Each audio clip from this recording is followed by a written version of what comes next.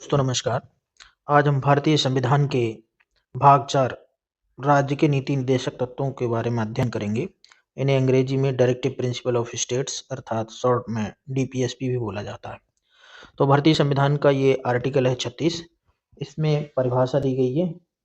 इस भाग में यहाँ पर जब तक कोई संदर्भ न दिया गया हो तो राज्य का अर्थ वही होगा जो मूल अधिकार के अंतर्गत था। यहाँ अगला आता है आर्टिकल 37। तो इस भाग में अंतर्निविष्ट तत्वों का लागू होना इस भाग में अंतर्निविष्ट उपबंध किसी न्यायालय द्वारा प्रवर्तनीय नहीं होंगे। अर्थात ये डीपीएसपी में जितने भी आर्टिकल हैं, प्राविधान हैं, उनको लेकर के कोर्ट में कोई केस नहीं किया जा सकता है। अर्थात कोर्ट के द्वारा राज्य सरकार को लागू करने के लिए बाध्य नहीं किया जा सकता। लेकिन फिर भी राज्य सरकार का ये कर्तव्य है कि वो विधि बनाते समय इन्हीं डीपीएसपी अर्थात राज्य के नीति निर्देशक तत्वों के ध्यान में रखते हुए नीति को बनाए। ऐसे 38 है, राज्य लोक कल्याण की अभिवृद्धि के लिए सामाजिक व्यवस्था बनाएगा। यानी राज्य का ये कर्तव्य होगा कि वह जो है इस तरीके से व्यवस्था को बनाए ताकि राज्य की जनता जो है उसके लोक कल्याण की भावना जो है आगे बढ़ते हैं।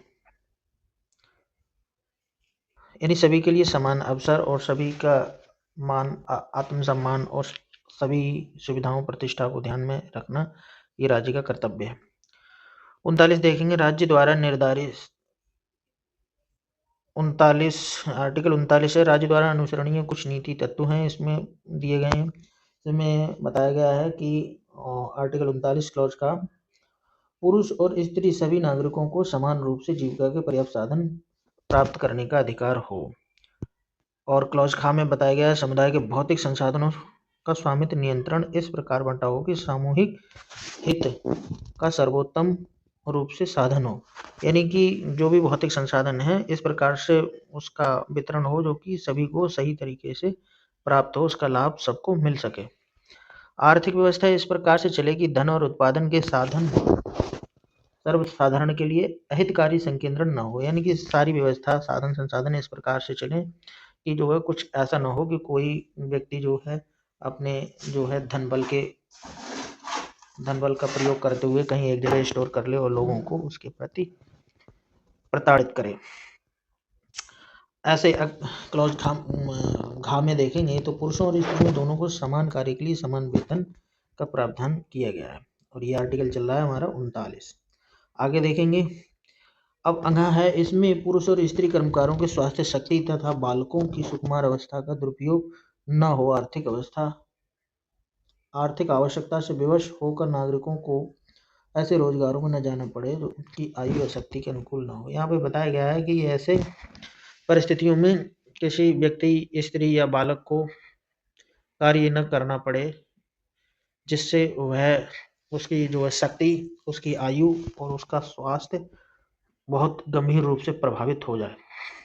यहाँ पर कुछ दिया गया है कि संविधान का 40वां संविधान संशोधन करके 1978 में धारा 9 के द्वारा इसको लागू किया गया था। अनुच्छेद 38 खंड 1 के रूप में पुनः संख्यांकित किया गया और 2 में दिया गया है। ये देखो इस तरीके से ऐसे दिया है यहाँ पर, ये 38 का 1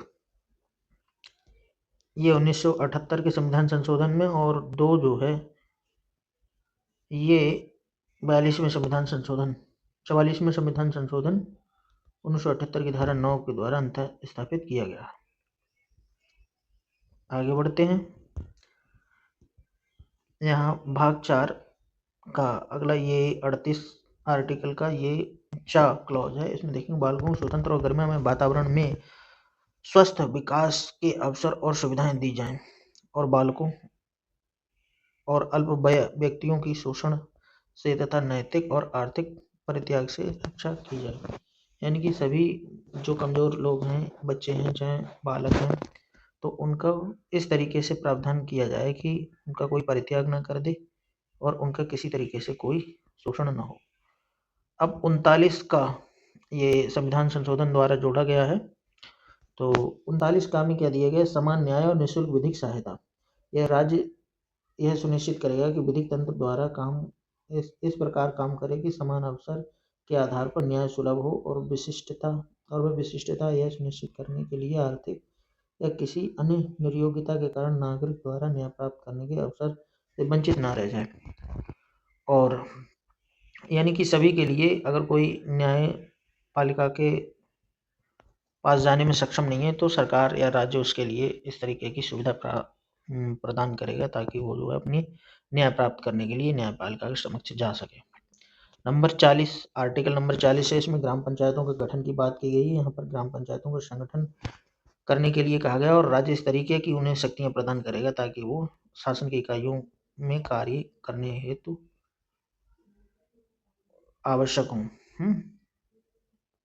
आगे कुछ देखते हैं। कुछ दशाओं में काम, शिक्षा और लोक सहायता पाने का अधिकार। आर्टिकल 41 में ये कहा गया, कुछ दशाओं में काम, शिक्षा और लोक सहायता पाने का अधिकार है। राज्य अपनी आर्थिक सामर्थ्य और विकास की सीमाओं के भीतर काम पाने, शिक्षा पाने और बेकारी, बुढ़ापा, निःशक्तता, अन्य अनहरे प्रभाव की दशाओं में लोक सहायता पाने का अधिकार प्रदान करने का प्रभावी उपबंध करेगा। अब देखते हैं आर्टिकल 42। ये कहता है कि काम की न्याय संगत मानवोचित दशाओं का तथा प्रसूति सहायता का उपबंध। राज्य काम की न्याय संगत और मानवोचित दशाओं को सुनिश्चित करने के लिए प्रसूति सहायता के लिए उपबंध करेगा। यानी कि मानवोचित दशाएं होनी चाहिए तभी कार्य करने के लिए नियुक्त करेगा। ऐसी अगर कोई मानवोचित मानवीय ऐसी कोई स्थिति है जिसमें जैसे कि प्रेग्नेंट महिला है या कोई और विषम परिस्थिति किसी कर्मचारी को आई है, तो ऐसी स्थिति में उसको विशेष छूट प्रदान की जाएगी, ऐसा इस आर्टिकल में कहा गया। 43 देखेंगे, कर्मकारों यानी कर्मचारियों के लिए, राज्य के जो कर्मचारी हैं या जो और भी लोग हैं, तो आर्टिकल 43 में कहा गया है कि निर्वाह मजदूरी आदि राज्य जो है उपयुक्त विधान या आर्थिक संगठन द्वारा किसी अन्य रीति से कृषि, उद्योग या अन्य प्रकार के सभी कर्मकारों को निर्वाह मजदूरी, शिष्ट जीवन स्तर, अवकाश का संपूर्ण उपभोग सुनिश्चित करने वाली काम की दशाएं अथवा सामाजिक और सांस्कृतिक अवसर प्राप्त कराने का प्रयास करेगा। और विशिष्टता गांव में कुटीर उद्योगों को वैयक्तिक सहकारी आधार बढ़ाने का प्रयास करेगा। आर्टिकल 43 का में कहा गया, उद्योगों के प्रबंध में कर्मकारों का भाग लेना। राज्य किसी उद्योग में लगे हुए उपक्रमों शब्दावली थोड़ी सी क्लिष्ट है। उपक्रमों, स्थापनों या अन्य संगठनों के प्रबंध में कर्मकारों का भाग लेना सुनिश्चित करने के लिए उपयुक्त विधान द्वारा या किसी अन्य रीति से कदम उठाएगा। अब बात करते हैं आर्टिकल 43 का, सहकारी सोसाइटियों संवर्धन। यानी सहकारी जो समितियां हैं, सोसाइटियां हैं, उनके जो है गठन से संबंधित इसमें प्रावधान किया गया। राज्य सहकारी सोसाइटी स्वैच्छिक विरचना और स्वशासी कार्यकरण, लोकतांत्रिक नियंत्रण और वित्तीय प्रबंध संवर्धन करने का प्रयास करेगा। 44 ये इम्पोर्टेंट है, आर्टिकल 44 इम्पोर्टेंट है। इसमें कहा गया है कि नागरिकों के लिए समान सिविल संहिता लागू करने का राज्य प्रयास करेगा या बनाएगा। तो ये वैसे है क्या, यहाँ पर जो है किसी अलग अलग कम्युनिटी के हिसाब से अलग अलग लॉ बनाए गए हैं, जैसे मुस्लिम पर्सनल लॉ है। तो ये जो है आर्टिकल ये कहता है कि सभी राज्य के नागरिकों के लिए एक जैसी ही न्यायिक नियमावली होनी चाहिए। अब देखते हैं कि आर्टिकल 45 में क्या कहा गया है। ये 6 वर्ष से कम आयु के बालकों के लिए प्रारंभिक बाल्य अवस्था देखरेख और शिक्षा उपबंध के लिए निर्देशित करता है। राज्य सभी बालिकों के लिए 6 वर्ष से आयु पूरी करने तक प्रारंभिक बाल्य अवस्था देखरेख और शिक्षा देने के लिए उपबंधित करने का प्रयास करेगा। आगे बढ़ते हैं, देखते हैं। ये है 46, आर्टिकल 46, अनुसूचित जातियों, अनुसूचित जनजातियों और अन्य दुर्बल वर्गों के शिक्षा और अर्थ संबंधी हितों में अभिवृद्धि। यानी कि अनुसूचित जाति हैं, जनजाति हैं और दुर्बल वर्ग के लोग हैं, उनके हितों के लिए कुछ अधिक कार्य करेगा। राज्य जनता के दुर्बल वर्गों और विशिष्टता अनुसूचित जातियों जनजातियों के शिक्षा और अर्थ के संबंधी हितों की विशेष सावधानी से अभिवृद्धि करेगा और सामाजिक अन्याय और सभी प्रकार के शोषण से उनकी संरक्षा करेगा। आगे देखते हैं, आर्टिकल है 47। इसमें कहा गया है, पोषाहार स्तर और जीवन स्तर को ऊंचा करने तथा लोक स्वास्थ्य का सुधार करने का राज्य का कर्तव्य। यानी कि सभी के लिए सही से पोषण मिले और सभी के लिए जो है अच्छे तरीके से जीवन जीने के लिए स्वास्थ्य सुविधाएं हों, इस तरीके से जो है इस आर्टिकल में प्रावधान किया गया है। और मादक पेय पदार्थ स्वास्थ्य के लिए हानिकारक औषधियों और औषधियों के प्रयोजनों से भिन्न उपभोग का प्रतिषेध करने का प्रयास करेगा। यानी कुछ ऐसी औषधियाँ हैं जो नशे के रूप में या कोई अन्य उनका दुरुपयोग हो तो उसके लिए राज्य जो है प्रतिबंधित करेगा। ऐसा किसमें बताया गया? आर्टिकल 47 में। अब देखते हैं आर्टिकल 48। ये कृषि से संबंधित है, कृषि और पशुपालन का संगठन। तो यानी राज्य का ये कर्तव्य है आर्टिकल 48 के अनुसार कि जो है राज्य अपनी जनता के लिए कृषि और पशुपालन और आधुनिक वैज्ञानिक प्रणालियों को संगठित करने का प्रयास करेगा। यानी कृषि और पशुपालन को बढ़ावा देगा जिससे कि सभी के लिए उत्तम पोषण प्राप्त हो सके। आगे यहाँ पे ये भी दिया गया, परिरक्षण करे सुधार के लिए तथा उनके वध यानी कि पशुओं को जो दुधारू पशु हैं उनके वध को प्रतिषेध किया जाएगा, प्रतिबंधित करेगा। 48 का पर्यावरण का संरक्षण और संवर्धन, वन्य तथा वन्य जीवों की रक्षा। ये संविधान संशोधन द्वारा जोड़ा गया आर्टिकल है। तो इसमें कहा गया पर्यावरण का संरक्षण और संवर्धन, वन्य तथा वन्य जीवों की रक्षा के लिए राज्य जो है कानून बना करके या केंद्रीय कानूनों के आधार पर उनकी रक्षा करेगा। आगे बढ़ते हैं। राष्ट्रीय महत्व के स्मारकों 49 आर्टिकल 49 में कहा गया राष्ट्रीय महत्व के स्मारकों, संस्थानों और वस्तुओं का संरक्षण। संसद द्वारा बनाई गई विधि द्वारा या उसके अधीन राष्ट्रीय महत्व वाले कलात्मक, ऐतिहासिक अभिरुचि वाले प्रत्येक संस्मारक को विनाश और उसके दुरुपयोग से बचाने के लिए राज्य का ये कर्तव्य है। जैसे किसी के यहाँ किसी क्षेत्र में अगर कोई प्राचीन ऐतिहासिक इमारत है तो उसका संरक्षण करने के लिए आर्टिकल 49 राज्य को निर्देशित करता है। और 50 आर्टिकल 50 में कहा गया है कि कार्यपालिका से न्यायपालिका का पृथक्करण।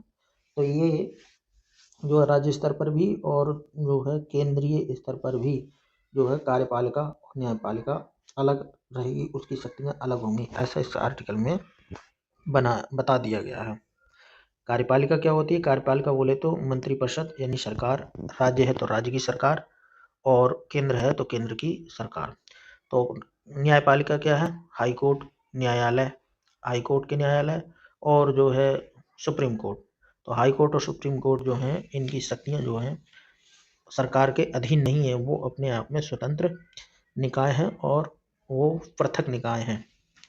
ऐसा आर्टिकल 50 में बता दिया गया। कार्यपालिका से न्यायपालिका का पृथक्करण यानी कार्यपालिका और न्यायपालिका एक दूसरे के कार्य में हस्तक्षेप या किसी तरीके से प्रभावित होते हुए कार्य नहीं करेंगे, अपनी स्वतंत्र समझ और कानून के आधार पर कार्य करेंगे। ऐसा आर्टिकल 50 में बता दिया गया है। आर्टिकल 51 में बताया गया अंतर्राष्ट्रीय शांति और सुरक्षा की वृद्धि के लिए जो है राज्य इस तरीके के संबंधों और नियमों को बनाया। राष्ट्रों के बीच न्यायसंगत और सम्मानपूर्ण संबंध बनाए रखने का, संगठित लोगों के एक दूसरे से व्यवहार में अंतर्राष्ट्रीय विधि और संधि बाध्यताओं के प्रति आदर बढ़ाने का और अंतर्राष्ट्रीय विवादों मध्यस्थ निपटारा के लिए प्रोत्साहन देने का। यानी कि अंतर्राष्ट्रीय शांति और सुरक्षा से संबंधित है आर्टिकल 51। आगे बढ़ते हैं। अब ये संविधान संशोधन 42वें संविधान संशोधन 1972 के तहत इसको जोड़ा गया था। 42वें संविधान संशोधन अधिनियम 1976, क्षमा करें, 42वें संविधान संशोधन अधिनियम 1976 की धारा 11 के द्वारा इसको जोड़ा गया था। हुआ क्या था कि जैसे हम अंग्रेजों की गुलामी से आज़ाद हुए थे तो हमें उस समय हमारे अधिकार बहुत कम मिले थे। तो हम क्या कर रहे थे कि ज़्यादातर अधिकारों की बात कर रहे थे। तो इस आर्टिकल के द्वारा यानी संविधान संशोधन के द्वारा ये हमें बताया गया कि व्यक्तियों के यानी नागरिकों के भी कुछ कर्तव्य हैं देश के प्रति, समाज के प्रति। तो वो कर्तव्य जो है मूल कर्तव्य कहलाते हैं और वो आर्टिकल 51 का में वर्णित किए गए हैं। तो वो क्या है? ये दिए हुए हैं। संविधान का पालन करें और उसमें आदर्श संस्थाओं और राष्ट्रीय ध्वज और राष्ट्रगान का आदर करें। स्वतंत्रता के लिए हमारे राष्ट्रीय आंदोलन को प्रेरित करने वाले उच्च आदर्शों को हृदय में संजोकर रखें और उनका पालन करें। यानी कि जो भी हमारे महान क्रांतिकारी राष्ट्रीय स्तर के नेता और जिन्होंने हमारे देश को आज़ादी दिलवाई उनके प्रति सम्मान का भाव रखें और उनके प्रति किसी तरीके का वैमनस्य या कोई ऐसी भावना मन में न रखें। ये हमारा कर्तव्य है। भारत की प्रभुता, एकता और अखंडता की रक्षा करें और उसे अक्षुण्ण रखें, यानी कि उसे संरक्षित रखें। देश की रक्षा करें और आह्वान किए जाने पर राष्ट्र सेवा के लिए तैयार रहें। अगला कर्तव्य क्या है? भारत के सभी लोगों में समरसता और समान भ्रातृत्व की भावना का निर्माण करें, जो धर्म, भाषा और प्रदेशीय वर्ग पर आधारित भेदभाव से परे हो, और ऐसी प्रथाओं का त्याग करें जो स्त्रियों के सम्मान के विरुद्ध हो। ये भी हमारे बहुत ही महत्वपूर्ण जो है कर्तव्य है। आगे देखते हैं, हमारी सामाजिक संस्कृति और गौरवशाली परंपरा का महत्व समझें और उसका संरक्षण करें, यानी कि उसको संरक्षित रखें। हमारी संस्कृति जो है बहुत ही अच्छी और गौरवशाली है, तो इसका संरक्षण करें, ये ऐसा हमारा मूल कर्तव्य है। इस आर्टिकल 51 का में बताया गया है। अगला देखिए, प्राकृतिक पर्यावरण की, जिसके अंतर्गत वन, झील, नदी, वन्य जीव है, इनकी रक्षा करें और संवर्धन करें तथा प्राणी मात्र के प्रति दया का भाव रखें। ये भी हमारा कर्तव्य है, ताकि जो नदियाँ, झील, वन हैं, ये क्षतिग्रस्त ना हो, खराब ना हो, इनमें रहने वाले जीव जंतुओं के जीवन का संकट उत्पन्न ना हो। इसलिए हमारे लिए ये कर्तव्य है कि हम इनका संरक्षण करें और प्राणी मात्र के प्रति दया की भावना रखें। जहाँ वैज्ञानिक दृष्टिकोण, मानवतावाद और ज्ञानार्जन तथा सुधार की भावना का विकास करें, ऐसा हमें बताया गया है। इसके अंतर्गत जब हम वैज्ञानिक सोच रखेंगे, दृष्टिकोण रखेंगे, मानवतावाद को बढ़ावा देंगे, ज्ञान अर्जन की अपनी लालसा को बढ़ाते रहेंगे, तभी हमारा देश तरक्की करेगा। इसलिए भी एक मूल कर्तव्य है। सार्वजनिक संपत्तियों को सुरक्षित रखें और हिंसा से दूर रहें, ये भी कहा गया है। और अगला क्या है? व्यक्तिगत और सामूहिक गतिविधियों के सभी क्षेत्रों में उत्कर्ष की ओर बढ़ने का सतत प्रयास करें, जिससे राष्ट्र निरंतर बढ़ते हुए प्रयत्न और उपलब्धि की नई ऊंचाइयों को छू ले। यानी हमें राष्ट्र की तरक्की करने के लिए सामूहिक ऐसी गतिविधियां जो कि राष्ट्र को ऊपर बढ़ाने के लिए और हमारे जो है उपलब्धियां जो राष्ट्र के नाम है वो जुड़ती रहे, ऐसे संगठनों को आगे बढ़ाने और उनसे जुड़ने का हमारा प्रयास करने का हमारा कर्तव्य है। अब देखेंगे अगला क्या है। यदि माता पिता या संरक्षक है 6 वर्ष से 14 वर्ष तक की आयु वाले अपने यथास्थिति बालक या प्रतिपाल्य की शिक्षा के लिए अवसर प्रदान करें, यानी कि 6 से 14 वर्ष तक के बच्चे जो हैं हमारे, तो उनको शिक्षा देना अनिवार्य है। ये हमारा कर्तव्य है, ऐसा संविधान में बताया गया। ऐसा नहीं हो कि जो है अपने 6 से 14 तक के वर्ष तक के बच्चों को पढ़ाई नहीं, शिक्षा ना दें, तो ये जो है इस कर्तव्य का उल्लंघन है। ये हमारा नैतिक कर्तव्य है और संवैधानिक कर्तव्य है, मूल कर्तव्य है। तो बस यही था। अगला भाग 5 शुरू होगा, वो अगले वीडियो में देखेंगे।